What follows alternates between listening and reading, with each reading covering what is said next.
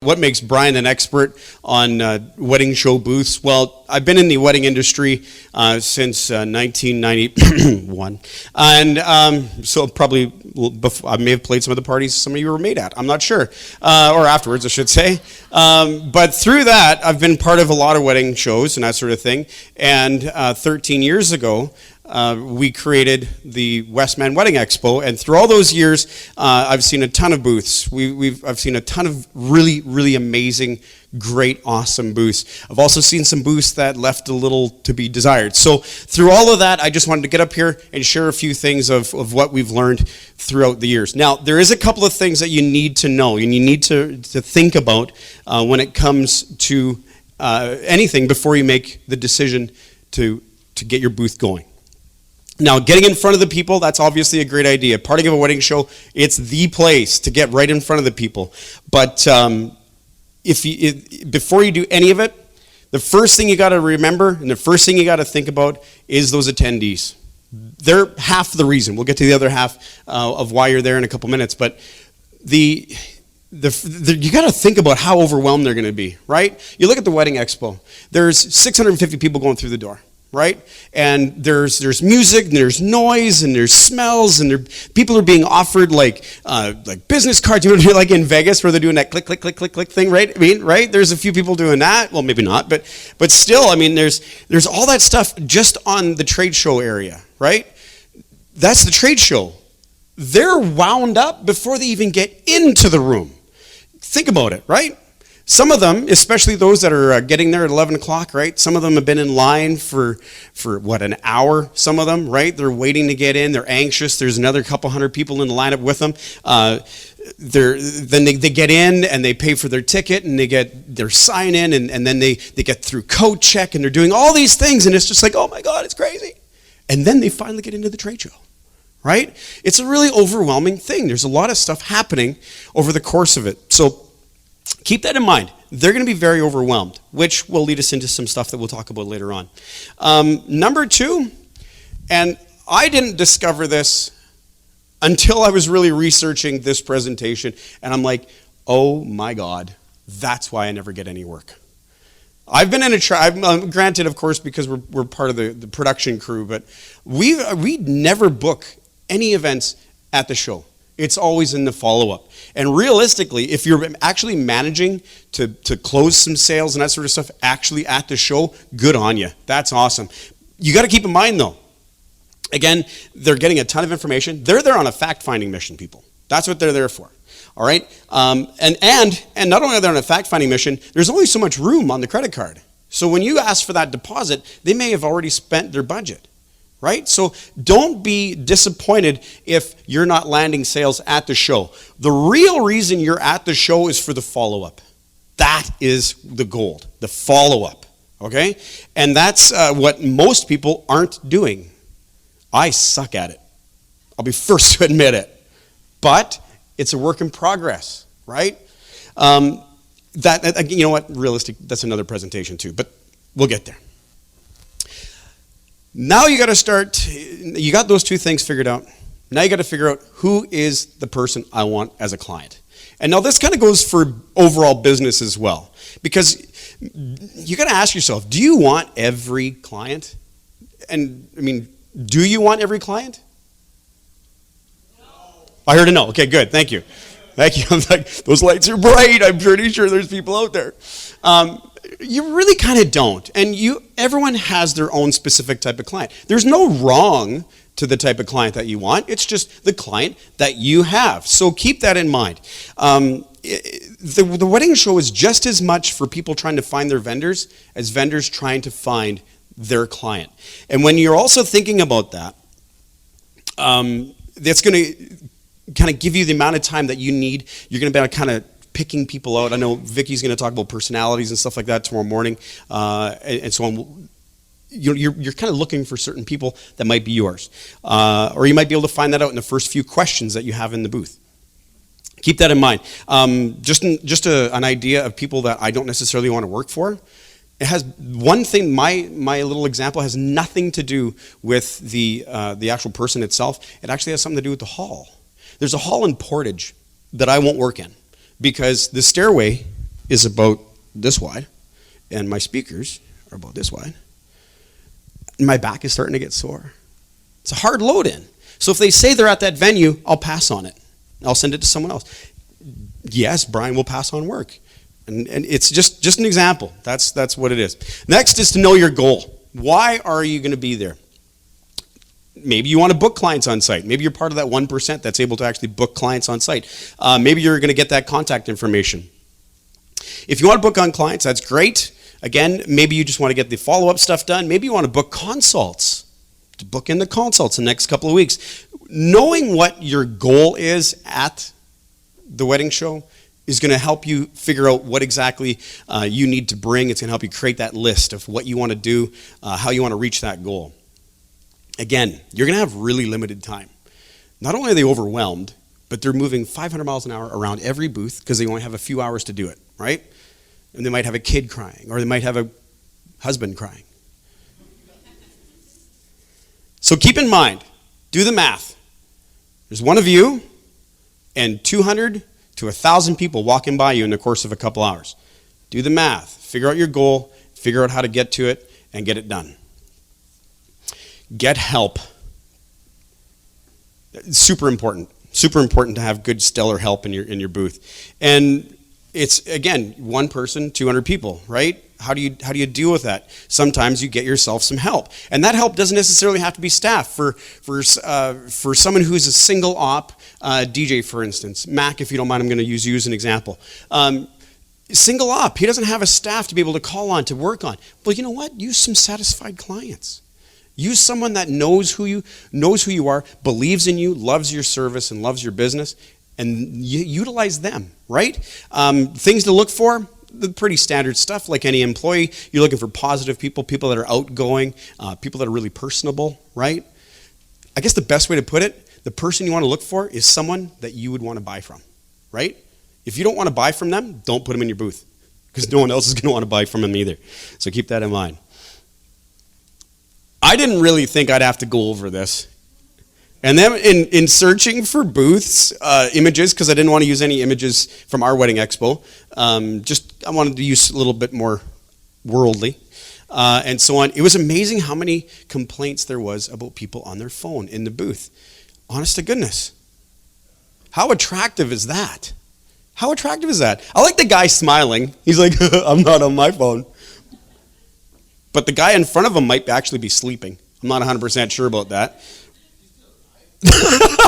You know, I asked myself that question too. But look at her. I mean, do you want to approach her? It seems like an inconvenience to go talk to her, doesn't it? Look up, be engaging, be friendly, put the phone away. Unless, of course, you're talking with a client, you need that information right away. That's where you would go, right? I like this one too. I had to look in, and if you look really close, I thought the guy closest to the outside there, I thought he was sleeping, but he's not. He's playing a video game or something. The booth itself is all right, but no one, like, do you want to walk up to that booth? Right? I don't know. I mean, I'm not even going to bring up the whole boxes in the background thing. We're just not going to go there. And you know, I kind of thought about this picture. I'm like, okay, well, maybe it's just set up time. Maybe they're waiting for people to come in and so on. There's people in the background. This is an active booth. Ugh, drives me nuts. Anyway. Answer the why. You're being open, you're being friendly, you're doing what you got to do, you know your goal, you know what you're going to do. The key thing is, and I learned this from Bill Herman years ago. Bill Herman's a DJ in the States, amazing guy, and coach and mentor. His question, absolutely, thank you. I don't know who's clapping, but Corey, I think that's you. You want to answer the why. Why is such a huge question. Why are you doing this? Why are you doing that? Oh, you're having this to eat? Why? Oh, you're having it in this venue? Why? You're having it at this time of year? Why? All those answers can work into something. And when they ask you, why should they book you, you should be able to answer that. What makes you unique?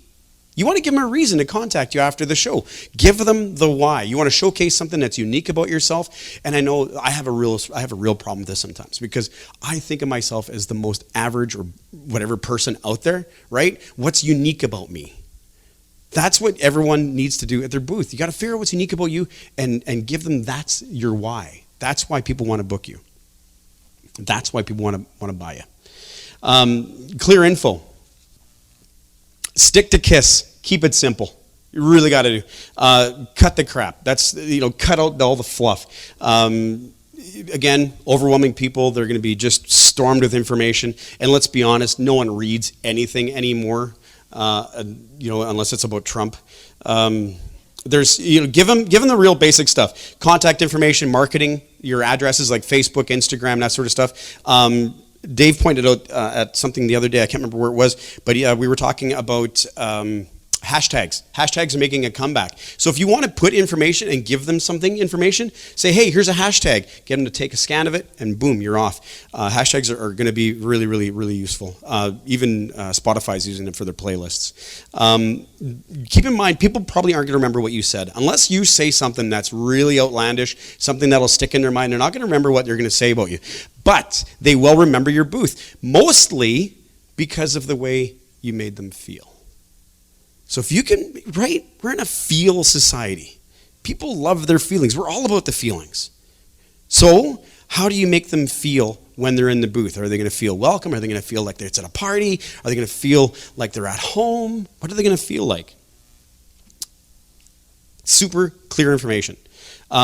Just regarding rack cards, I'm kind of in the middle of whether you should actually be handing things out, because I'm not a real big believer in the handouts. I think that all the handouts are going to go in the recycling bin when they get home. But there is a lot of people who do the research. So if you're going to use rack cards, again, keep the information really straight and simple. If you want to do a price sheet, you can use a price sheet, but maybe keep it minimalist and contact you for more information, that sort of stuff. Again, it's not about getting everything at the show, it's about the follow-up. Shut up about the tech specs. I like this one. Because as a DJ, and especially in the first few years, it was all about the tech work. It was all about, hey, you know what? I'm using a Shure SM58. Who cares? Right? I use a Pioneer DJ. I don't, it's a mixer. They don't care. They really don't care. So the only time that I would suggest getting into something where you're going to talk about specifics about your equipment is if another techie person comes up that's kind of like enjoys your industry and goes, oh, what do you guys use? Then you can get into it. But otherwise, you're just boring them, and they just don't care. They just don't care.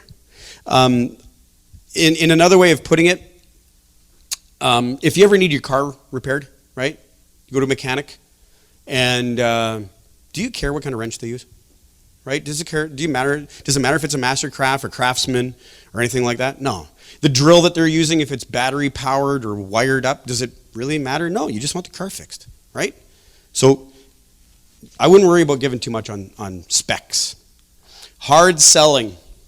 And this is a tough one for me too, because I get into that mode sometimes. Hard selling, don't be pushy. People don't like it. They got automatically defensive and they're like, easy, right? It automatically puts up a barrier. So lay off the whole book today and get this idea. Book today. Talk about it for a month. Get them into a consult. Get them into your place of business, whatever it might be. Again, go for that follow-up. No one likes a pushy salesman. No one does. I thought that was pretty straightforward. Now, the lead magnet. That is the key. The lead magnet is where you're going to gather the names, right? Okay, you're going to give them something of value, which is good, right? Dave, I can't remember the name of the author, but give, left hook, what is it? Giver. Go giver, yes, right? Left, right hook. Give them, and eventually they will buy from you. So that's where this lead magnet gets you to. You want basically, whether it be an inquiry sheet, if for gathering information, go for the specifics. I think most of us have had a wedding show before, a wedding show booth. The specifics. You want name, wedding date, location. What else do you want? Name, date, wedding date, location. Oh, cell phone number. I find that less and less people are using email, so you could ask for email, but I don't know if anyone's going to see it. So maybe a cell phone. And when you ask for that information, I would suggest asking if it's okay to contact them after the show. Most of the time, they're probably going to say yes. Every so often, you're going to get someone who's going to say no, and that might change your approach. So maybe you'd continue the discussion, and after that, maybe they'll say, yeah, okay, it's fine. Now, regarding a raffle, a couple years ago, I did cake pops. They lasted about 20 minutes and got me nothing. I didn't even get one. I like me some sweets, and I didn't get one. And you know what? It was just a big waste of money. It was a big waste of money. It was like $250 gone in a matter of minutes. And no one remembered. They just walked away. They grabbed and went. So instead of, and to not be super pressury, right? Do a discount value for your services or something like that, or an upgrade, free uplighting because I'm going to use DJing because I know it. Or maybe if you're a florist, maybe you're saying, you know what, we'll upgrade you to a free bouquet or something or whatever. Give them something and then say, you know what, we're going to make the draw a month or a month and a half from now. Be sure to enter. Instantly, you're going to get rid of the people who are just there to win stuff. They're not your client, right? But if you say, you know what, we're going to give 50% off one of our weddings, or we're going to give away a wedding away, right? All of a sudden it's like, oh, okay. Put their information down, right? That's where it goes. So if you're going to do a raffle, I'd suggest doing something that's in-house, it doesn't cost you anything, and you're off. And regarding that, the lead magnet is what you're going to be using for your follow-up. Do it ASAP. Don't waste any time. I still haven't done my follow-up from the last wedding expo. How much work did I get?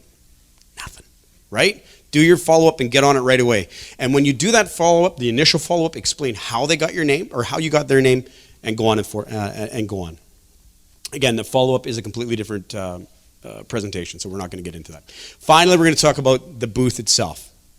I love that booth. We're going to talk about it in a couple minutes, but that's a cool booth.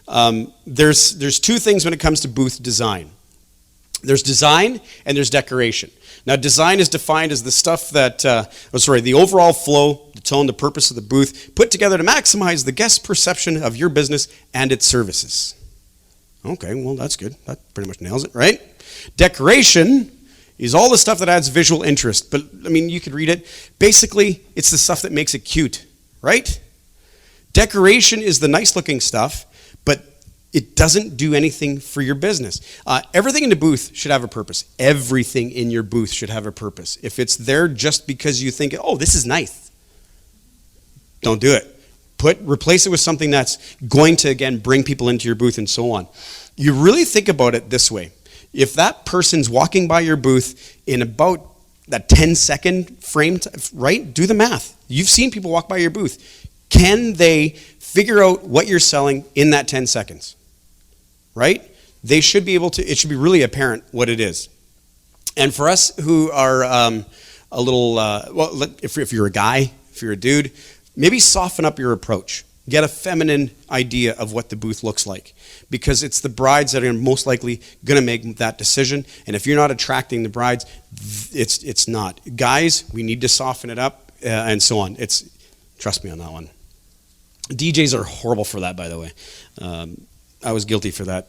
I think I still am. Know what'll fit. This is probably one of the most important things you're also going to get out of this. You got to know what's going to fit in your booth. We at the Expo have a variety of different sizes. I'm not selling it. I'm just saying that there's like 6x6s, there's 8x8s, 10x10s, and so on and so forth, right? So there's a little bit of everything. If you're trying to jam 100 square feet of stuff into 36 or 64 feet, ain't going to go. However, if you tape out your place, like maybe my neighbor taped it out. Matt, can I use you again as an example? I'm sorry, dude. I love you, man. He's got his booth designed already. But he went into the garage, and he did exactly like that. He taped out a perimeter, 10 by 10, started moving things around. What a difference it makes. Then you know exactly what's going to fit. Now, you could tape things out like that, but then you can't see heights. And heights we'll talk about in another slide. So make sure that everything's going to fit. You want to be inviting. You want to be really inviting. I love this. This is a great example of being inviting. Fantastic example, actually. Nice, warm smiles. They're genuine. They're just hanging out. They're inside the booth, but there's space to enter, right? There's nothing stopping them from to come in. So again, that's rule number one. Never put a table in front of you, creating a barrier. It's like this. No one wants to come into this, right? You want to make sure it's nice and easy. People can get through the booth. That's a great example of it. They have to come in. You can't expect people to just stop at your booth either, right? So keep in mind that unless you give them a reason to stop, they're going to be just blasting right past you. By being inviting and being open and having, I guess another way of putting this is that when you're at home and a family member comes over or a friend comes over or whatever, you welcome them at the door. You're like, hey, how you doing? Thanks for coming. This is awesome. That's essentially what you want to do in a booth, right? And if there's something coming across like this, it's really hard to have that, right? So if you have a table in front of you, lose it. Trust me. What else? What you can see. What can you see? When I say don't hide stuff, I don't mean like, well, you can hide like boxes and stuff under the skirting of your table or whatever I mean. What I mean by don't hide stuff is A, you have to keep everything nice and clean and neat, but you don't want to hide stuff where you can't see it. Contest entries should be easy and accessible, right? Maybe on the perimeter, maybe inside just a little bit. We've got a great example of one coming up in a minute of where someone made that happen. A cool idea, also if you're using photos, with what you can see, if you're using photos, use people in your photos. Any of the imagery that you're using, because people love people, right? If you're a cake decorator, show that cake with people. Show that cake cutting, something like that. If you're a florist, smell the flowers. If whatever it might be. If you're a DJ like me, then maybe you're dancing or showing pictures of dancing and stuff like that. You want to show people, but you want to show quality images too. And this works into the whole networking thing that we're going to do later on tonight. You want to be able to make sure that the photos are a great quality. So if you're taking them with your iPhone, which I'm terrible for, it's okay, but when you reach out to a photographer and you made that relationship through networking and so on, most photographers are more than happy to give you those images. Use those images for everything that the bride can see. The higher the quality, the better the success you'll have in it. Use vertical space, absolutely. Everybody thinks about the 10 by 10. They don't think about the 20 feet up that they also have, right? Again, I'm 5 foot nothing. I understand that. I get it. Everything below my shoulders, as soon as I'm in front of it, or as soon as I'm, right, say there's something right here, you can't see it. It's gone, right? So if someone's walking behind here or walking in front of me, they can't see. So as soon as it goes up and above that 5 feet, suddenly things can be seen. So that means all your advertising, get it up high. You want to try and avoid tabletop stuff and placing things on the ground. Oh, for the love of God, try not to put stuff on the ground.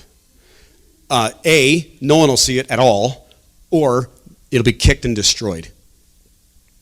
Lost some stuff that way.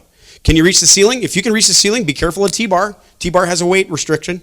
But use magnets. Hang stuff. Get your signage up. Hang some flowers or whatever it might be. You can really do some stuff like that. If it's higher than this, use a scissor jack. Work something out with somebody. Like Sean, for instance, who has to run ours. And last but not least, lighting makes such a difference. Such a difference. And I'm not necessarily talking about working with a DJ and getting their uplighting, which works really great, by the way. But you'll see some examples of some really cool lighting that you can go get at Walmart and use and accentuate things. It's really, really cool. Oh, I got to speed up. Here's a great example of a booth. Signage, nice and high. It's way over everybody's head.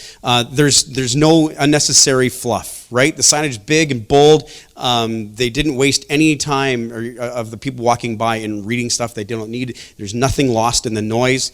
I look at a cluttered sign kind of like I do my daughter's dirty room. I only look at it if I have to, right? Again, leave out the mailing addresses. No one needs it. No one's going to remember it. So if they're not going to remember it and it's not important, leave it out. Brand everything, and I do mean brand everything. Get your logo on everything.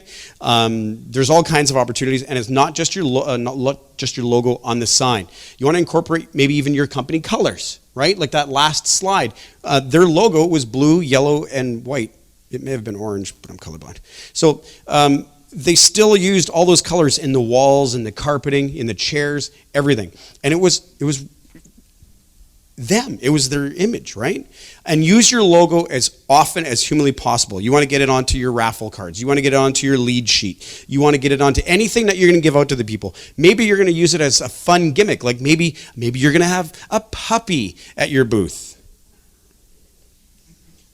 And maybe you could shave the logo into the puppy's fur. I don't know.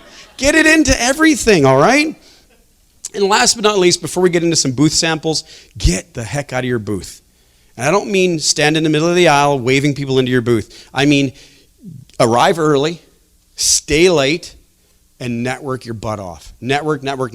This is more, you'll get more business out of the wedding show by working the vendors than you will from the actual people. In my belief anyway, in my humble opinion. It's a great chance to make some friends and so on, and referrals from other wedding professionals, people that people already trust. Those are where your referrals are going to come from. A little networking tip, and real quick, don't go into a networking activity and just start banging off your information. Hey, here's my card. Here's what we do. Blah, blah, blah, blah, blah. Don't. That's the hard sell. The more you know about somebody else, the more you can refer that person. The more you refer that person, the more they're going to like you, the more they're going to want your information too. So keep that in mind, okay? Always ask about the person. Booth samples. I did not use any samples from the Westman Wedding Expo just because I thought, just in fairness, it'd be better to just go to the Google and find them. So this one here. This one here is a little busy. I think it works though. I think it works. There's some good things in it. The back wall shows a ton of print. There's a ton of visuals on there. In a 10-second, like that would actually make me stop and go, what is going on there? Right? It really would. But there's a couple things that could be probably improved here. One, the images don't really seem to have any sort of rhythm. You know, maybe do color to black and white, or do couples to family or something, right? Have some sort of rhythm to it. Also, that table stops everybody from coming in and seeing everything on the back wall. A lot of those images have small little detail in them. You can't see it if you're this far away from it, right? And then what else do I have? Oh yeah, where's their logo? You put 3 people in front of that table. Can anyone know who you are? Probably not, right? So not bad. This one, get off the phone. How inviting is she, right? It's like, good gravy. Anyway, this one is actually not too bad. I like that it's open. It's really nice. People can walk in. They can say hi. What are you playing on your phone? What are you watching? The thing that actually, and you know what, it has really good visual samples too, like they're spread out a little bit, there's good imagery, but the only thing that and this is maybe just, I don't know, my personality, we'll learn about that tomorrow morning, Vicky. There's a bar across the top, and it's got a bit of a bow in it. It's bugging the crap out of me. It's like, good gravy, straighten that up. This one here's a good booth. That's lots of excitement. The decor fits. I like it. It's good. This is the sample I was going to talk about. The DVD is inside the booth, right? He's going for free DVDs, so you have to enter the booth to go get one, and so on. I imagine that's probably his where he's getting his lead list from and that sort of stuff. He's got a great smile. He's inviting. He's maybe a little overexcited, but he's really happy. Maybe he had lots of coffee that morning. The one thing that I'm going to say about this one, though, it's a little tight. Right? That cocktail table doesn't have any cloth on it, so it doesn't fit in the booth, right? It's kind of open, kind of naked. I really like the easels. The easels are nice, but it's a little tight. Maybe he could have gone to utilizing that table that's in the back again a little bit, or maybe just kind of using a different table to show off whatever that booklet is that's on that table. It's a tough one because the book's really big, but that's not a bad booth. This one here, really nice. Great imagery, really great imagery. Great lines of sight. I like that. Where is his logo? It's at the bottom. Does anyone see it at the top there too? It's not his logo, but it's his company name. This booth looks so good, and then he left the sign up that the wedding people, or the wedding show people left there for him. Little things go a long, long way. But again, where's his sign? No one's going to be able to see it. Great booth other than that. It's easy to get into and all that sort of stuff. I like the next one. You're going to really like the next one. This one here is really good too, though. Good logo placement. Look at where he put his logo. Corner booth. It's right in the middle. It's kind of got that 3D feel. People are looking up at it, right? They're getting people moving. The couch is good. I really like the idea, the comfort of the couch. I look at this and I see home. I can see my photo on the wall at home. Couple issues that I have with it. Oh, this is the lighting too. This is that lighting. Those lights are like $10 at Walmart. They're just kind of clipped onto the backdrop there. things that I would change here, I'd probably get rid of the couch and get rid of that little table that's in front of it, because even me at 5 foot nothing would trip over it. And it's taking up a lot of room. Maybe go to a couple of stools and a little bar table, or maybe even just get another one of those little tables that's the table that the TV is on. Way, way, way better. And I love this booth. This is such a good booth. I love this, right? Is it cool or what? Really great use of lighting. They went out and got some special lights for that back. I love the walls. It's not pipe and drape like every other booth out there, right? They've got something different there. Really, really cool. The light up sign is incredible. And the furniture's just, it screams cool, right? Which is really, really awesome. The only thing, if I'm going to pick apart anything, and it might be the lighting and the image itself, there's some printing across the bottom of the TV that's really, really hard to read. That may have been intentional. I'm not 100% sure, but for a critique, that's all I got. That's a great booth. Might steal some ideas for that. So that's what I would probably use for some information on how to create a great wedding show booth. Of course, I got to say a few words about the Westman Wedding Expo. It's coming up in January 12th, 2020, and all the details are at westmanweddingexpo.com, and that is our very first presentation. So thank you very much for giving me some time.